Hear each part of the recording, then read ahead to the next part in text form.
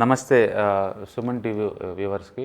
ఈ month 18th and 19th ఆ 2 రోజులు ఆప్షన్ ట్రేడింగ్ మీద ఆన్లైన్ ట్రైనింగ్ ఉంటుంది ప్రోగ్రాము. ఇంట్రెస్ట్ ఉన్న పార్టిసిపెంట్స్ కింద స్క్రోల్ అవుతున్న నెంబర్కి ఫోన్ చేసేసి మీ డీటెయిల్స్ డ్రాప్ చేసినట్టే మా వాళ్ళు ప్రోగ్రామ్ గురించి వివరాలు నీకు అది చెప్తారు. Thank you sir. నమస్తే సార్. నమస్తే సుందరారెడ్డి గారు, ఇప్పుడు ఈ స్టాక్ మార్కెట్ విషయానికి వస్తే ఫారిన్ ఇన్స్టిట్యూషనల్ ఇన్వెస్టర్స్ అనేవాళ్ళు వాళ్ళ పెట్టుబడుల వాటాలు తగ్గించుకుంటున్నారు. అదేవిధంగా మన ఇక్కడ డొమెస్టిక్ ఇన్స్టిట్యూషనల్ ఇన్వెస్టర్స్ డిఐలు, అదేవిధంగా రిటైల్ ఇన్వెస్టర్స్ అనే వాళ్ళు వాటాలు పెంచుకుంటున్నారు. సో ఎందుకంటారు ఎఫ్ఐఐలు తగ్గిస్తున్నారు, డిఐఐలు పెంచుకుంటున్నారు? సో ఎందుకంటారు ఇదంతా అసలు? బేసికల్గా మార్కెట్ కండిషన్ తగ్గట్టు వాళ్ళు షిఫ్ట్ చేస్తూ ఉంటారండి ఇన్వెస్ట్మెంట్స్. బేసికల్గా లాస్ట్ 2 years నుంచి కమోడిటీ రిలవెంట్ ఉన్న స్టాక్స్ పర్ఫార్మెన్స్ బాగుంది. మనం కానీ చూసినట్టయితే ఏ కంట్రీ అయితే ఈ కమోడిటీస్ కావాల్సిన రా మెటీరియల్ ప్రొడ్యూస్ చేస్తుందో ఆ కంట్రీలో వీళ్ళు ఇన్వెస్ట్ చేస్తున్నారు. ఇండియా ప్రొడ్యూస్ చేసే కంట్రీ కాదండి, కన్జ్యూమ్ చేసే కంట్రీ.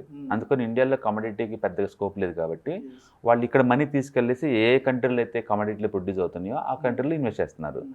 బేసికల్గా అది ఎక్కడైనా షిఫ్టింగ్ అనేది ఉంటుందండి టెంపరీగా మార్కెట్ అప్పుడైనప్పుడు. ఇప్పుడు ప్రస్తుతానికి ఏంటంటే సర్వీస్ సెక్టార్స్ ఏమో తక్కువ పీఈ కోట్ చేస్తున్నాయి, and manufacturing and commodity relevant ఏమో ఇంతతో పోల్చుకుంటే ఎక్కువ పీఈ కోట్ చేస్తుంది అనమాట ఇప్పుడు. సో ఆ టెండెన్సీ వరల్డ్ వైడ్గా ఉంది. సో ప్రస్తుతానికి హవా కమోడిటీ రిలవెంట్ స్టాక్స్ ఉన్నాయి కాబట్టి వాళ్ళు ఆ స్టాక్స్ ఎక్కువ లిస్ట్ ఉన్న ఎక్స్చేంజ్కి వెళ్ళిపోతున్నారు వాళ్ళు. అట్లా ఎఫ్ఐఎస్ వాళ్ళ హోల్డింగ్స్ని ఇంతకుముందు 20.3% ఉండేది ఇండియన్ ఎంటైర్ స్టాక్ మార్కెట్లో, దానికైతే ఇప్పుడు 19.8 తీసుకొచ్చారు. అంటే రఫ్గా అరౌండ్ 0.6% తగ్గించుకున్నారు. స్టిల్ ఇండియాలో ఇప్పటికీ వాళ్ళ ఇన్వెస్ట్మెంట్స్ 50 లక్షల కోట్లు ఉంది ఓవరాల్ స్టాక్ మార్కెట్లో. అంటే వాళ్ళు అమ్మే రోజు 1000 కోట్లు 2000 కోట్లు చాలా చిన్నది మొత్తం ఓవరాల్ పోల్చుకుంటే. దాని మీనింగ్ ఏంటంటే స్టిల్ వాళ్ళు ఇండియాలో 90% కంట్రోల్ చేస్తారు ఇండియన్ స్టాక్ మార్కెట్ని. అదే టైంలో రిటైలర్స్ బిగ్గెస్ట్ అంటే ఇంతకుముందు 4.3 ఉండేదండి అమెరికన్ రిసెషన్ అప్పుడు. 2008లో highest retail participation Indian stock ఎక్స్చేంజ్లో 4.3 ఉండేది. సెకండ్ హైయెస్ట్ ఇప్పుడు కోవిడ్ తర్వాత వస్తుందన్నమాట. ఇప్పుడు లేటెస్ట్ ట్రెండ్ ఏంటంటే 4.8%. అంటే ఎంటైర్ ఇండియన్ స్టాక్ మార్కెట్లో వీళ్ళు 4.8% స్టాక్స్ని కంట్రోల్ చేస్తున్నారు. యాక్చువల్గా ఎంటైర్ పాపులేషన్ 140 crore అండి. అందులో ఉన్న డిమాట్ అకౌంట్స్ మొత్తం 10 crore. ఆ 10 crore కూడా 10,000 అండ్ అబోవ్ అమౌంట్ ఉన్న అకౌంట్లు 3 కోట్లు, జస్ట్ 3 crore. ఆ 3 crore వాళ్ళు యాక్టివ్గా ఇక్కడ స్టాక్ మార్కెట్ కంట్రోల్ చేస్తుంది 4.8%. అంటే ఇండియన్ స్టాక్ మార్కెట్లో రిటైల్ డైరెక్ట్ కంట్రోల్ చేస్తుంది 5% లోపే. స్టిల్ వీళ్ళతో పోల్చుకుంటే ఎఫ్ఐఎస్ చాలా స్ట్రాంగ్ వాళ్ళు. ఓకే, సో ఇండియాలో ఇప్పుడు న్యూ ట్రెండ్ ఏంటంటే ఎఫ్ఐఎస్ ఏదైతే అమ్ముతున్నారో ఆ వాటాని డిఐఎస్, అగైన్ డిఐఎస్ కూడా మనం అన్నితో కదా మనం పే చేసి ఇన్సూరెన్స్ ప్రీమియమ్స్ అనుకోండి, ఇన్సూరెన్స్ కంపెనీ వాళ్ళు మార్కెట్లో ఇన్వెస్ట్ చేస్తారు. మన ప్రావిడెంట్ ఫండ్స్ ఉన్నాయి అనుకోండి, వీళ్ళు ప్రావిడెంట్ ఫండ్ వాళ్ళు స్టాక్ మార్కెట్లో ఇన్వెస్ట్ చేస్తారు. అలాగే మనం మ్యూచువల్ ఫండ్ ఉందనుకోండి, ఎస్ఐపి రూపంలో కడతాం కదా, ఆ అమౌంట్ని మ్యూచువల్ ఫండ్ వాళ్ళు అగైన్ స్టాక్ మార్కెట్లో ఇన్వెస్ట్ చేస్తారు. అంటే మెజారిటీ డిఐఎస్ కూడా మళ్ళీ అగైన్ పబ్లిక్ మనీయే. ఇప్పుడు ఆ ఎఫ్ఐఎస్ అమ్మే వాటాల మొత్తాన్ని రిటైలర్స్ ప్లస్ ఈ డిఐఎస్ కలిపి ఆక్యుపై చేస్తున్నారు. అంటే ఈ ట్రెండింగ్ అయితే ఏదైతే ఉందో నెక్స్ట్ ముందు రోజుల్లో కంటిన్యూ అవుతుంది. అంటే ఇక ముందు రోజుల్లో ఎఫ్ఐఎస్ మళ్ళీ తిరిగి కొనుక్కోవాలంటే వాళ్ళు అమ్మిన స్టాక్స్ని హయ్యర్ ప్రైస్లో కొనాల్సి వచ్చింది. ఎందుకంటే ఈక్విటీ కల్చర్ ఇండియాలో ఇప్పుడు ఇంక్రీజ్ అవుతుంది. మోడర్న్ యూత్ అంతా కొంత పోర్షన్ని వాళ్ళ శాలరీలో కొంత పోర్షన్ని ఈక్విటీ మార్కెట్ అలొకేట్ చేస్తున్నారు కాబట్టి ముందు రోజులు విధంగా పెరుగుతుంది. బహుశా నెక్స్ట్ 10 yearsకి ఇది ఒక 10% జరుగుద్దేమో ఇండియన్ వాటా. ఎందుకంటే మనం అడ్వాన్స్డ్ కంట్రీస్లో చూస్తే ఇది ఆల్రెడీ అక్కడ ఉందా, ఇది ఎప్పుడు ఇట్లా మూవ్ అవటం అనేది.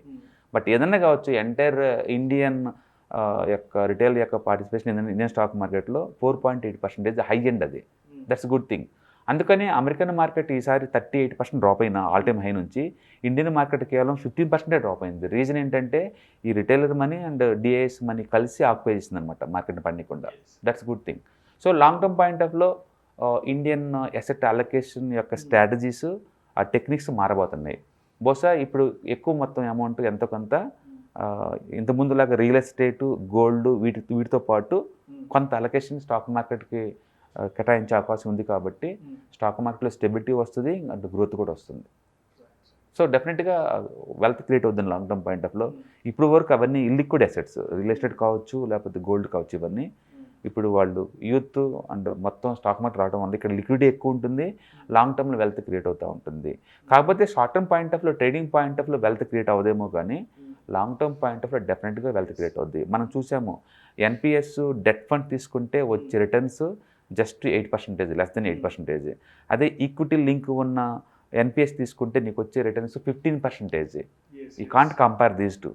ఓకే, అది ప్రూవ్ అయింది ఆల్రెడీ హిస్టారికల్గా. ఈవెన్ ప్రావిడెంట్ ఫండ్స్ కూడా ఇంతకుముందు ఓన్లీ 2% అలౌ చేసేవాళ్ళు, ఇప్పుడు రీసెంట్గా అది 5% వరకు అలౌ చేస్తున్నారు.